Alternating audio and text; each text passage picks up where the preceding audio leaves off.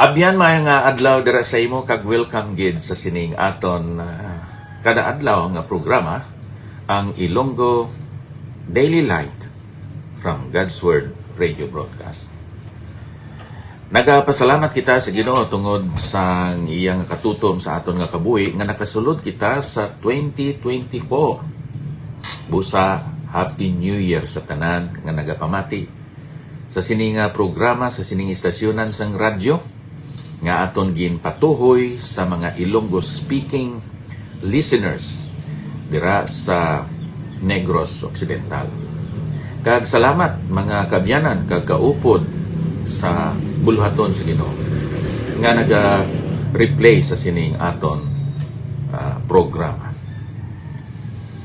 Diri sa Pilipos kapitulo 3 bersikulo 20 kag 21 aton padayunon ang aton nga pagtuon nanungod sang longing, desire, hope, or aspiration of the Apostle Paul.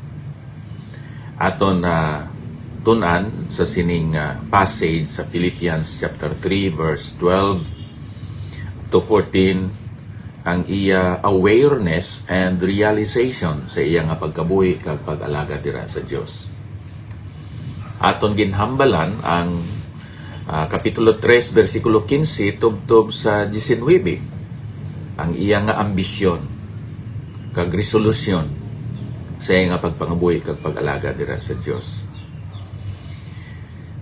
Aton man ginhambalan ang iya aspiration nga siya nagapaabot sa pagbalik sang iya nga manluluwas. He is looking for the return of his Savior.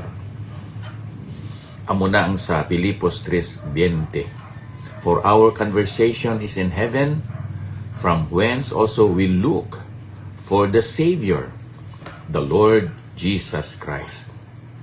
Ining pagbalik, ang pag-return ni Ginoong Hesus, this was promised by Jesus Christ himself.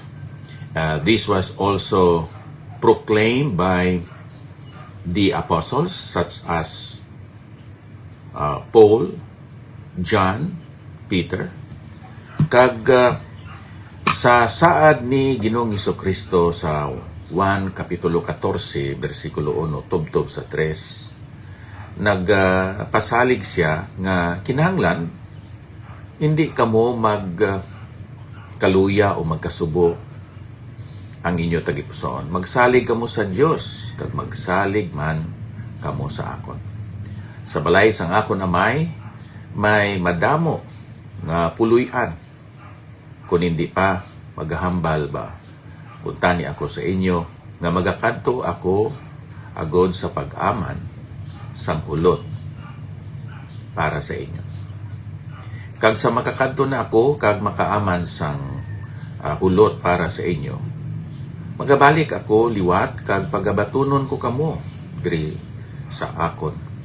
Agod nga kundin gani ako didto man.